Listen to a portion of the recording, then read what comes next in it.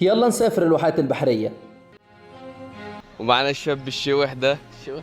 تحب تقول إيه لقناة الحياة؟ أحب أقول لكم يوم من أسعد أيام حياتي هنا في محافظة الواحات. مصر مش بس أهرامات، مصر فيها أماكن كتير ما نعرفش عنها حاجة، منهم الواحات البحرية. أهلا بيكم في الواحات البحرية اللي مليانة بأسرار كتير مش معروفة، زي مثلا مشهورة بالزراعة، إنها واحدة من أكبر المحافظات المصرية إنتاجا للتمور، لأن فيها أكتر من 2 مليون نخلة، وفيها مئات العيون الكبريتية، عيون مية سخنة وعيون مية باردة.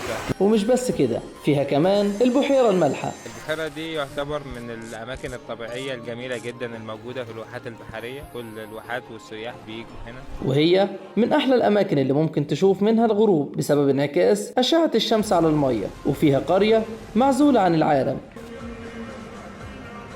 وهي قرية الحيز البدوية. هنا مفيش كهرباء، مفيش تكنولوجيا، مفيش خدمات كتير، ناس بسيطة جدا، معظم المباني من الطوب الني أو من الطوب اللبن. ومش بس اللي بيميز الواحات البحرية الخضار والطبيعة، لأن كمان ممكن تطلع منها رحلة تخييم وسفاري، وهنشوف في الرحلة دي اكتشافات غريبة وعجيبة، زي الصحراء السوداء اللي موجود فيها جبل المرصوص، اللي اتكون بسبب النشاط البركاني في المكان ده من ملايين السنين، وكمان فيها جبال الإنجليز. اسمه جبل الإنجليز علشان الإنجليز في الحرب العالمية الثانية استخدموه كقلعة ومكان استطلاع لقوات الألمان اللي كانت جاية في حرب العالمين. والمباني دي اللي احنا شايفينها دلوقتي دي مباني برضو من نفس الوقت ده، اتبنت بواسطة الإنجليز اللي هم كانوا موجودين في الوقت ده. ومن الصحراء السوداء هنروح للصحراء البيضاء، مكان مش عادي،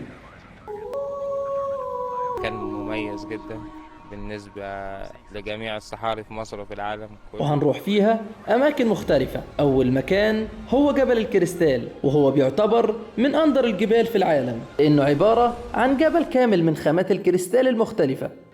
وبعديها زرنا مكان ليه أكتر من اسم وحكاية. هي ليها اسمين، اسم عجبات واسم عقبات. اسم عقبات جاي من اسم عقبة، كانت عقبة جامدة للتجار اللي كانوا بيجيبوا البضاعة بالجمال، كانوا بيسافروا من ليبيا للقاهرة، فكان لازم بيمروا بالمنطقة دي. فهي المنطقة دي بالنسبة لهم كانت منطقة صعبة جدا على الجمال والمشي فيها يعني بالجمال في قلب الرمل. ومنطقة العجبات احنا مسمينها عجبات عشان خاطر الجبال الجميلة العالية اللي فيها، يعتبر هي عروسة الصحراء البيضاء. وبعديها تعمقنا أكتر في الصحراء البيضاء لحد ما وصلنا للصحراء البيضاء الجديدة، أو زي ما بيقولوا عليها كوكب المريخ، وده بسبب تكويناتها الصخرية العجيبة اللي مفيش زيها في أي صحراء في العالم. المكان ده مختلف لأنه بيتكون من صخور جيرية، كان عبارة عن قاع محيط من ملايين السنين، ودلوقتي أصبح صحراء زي ما احنا شايفين كده، صخور جيرية وكثبانة رملية.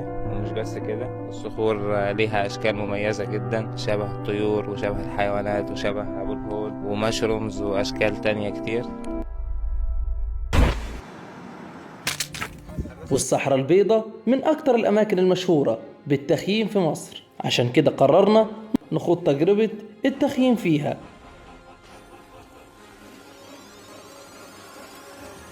وبعديها أكلنا. ولو حظك حلو وانت بتخيم هتشوف ثعالب صغيرة. والصحراء البيضاء من أحسن الأماكن في مصر اللي تقدر تشوف منها النجوم. وبس كده، دي كانت رحلتنا للواحات البحرية. ما تنسوش اللايك والكومنت والشير، واستنونا في باقي محافظات مصر. سلام. في نهاية اليوم الجميل جدا بشكركم على حسن الاستماع، واشكر طبعا فريق العمل الأستاذ علي جمال، أستاذ عبد الرحمن صالح. استمتعت جدا باللقاء معاكم، استنونا في حلقة جديدة، والسلام عليكم ورحمة الله وبركاته.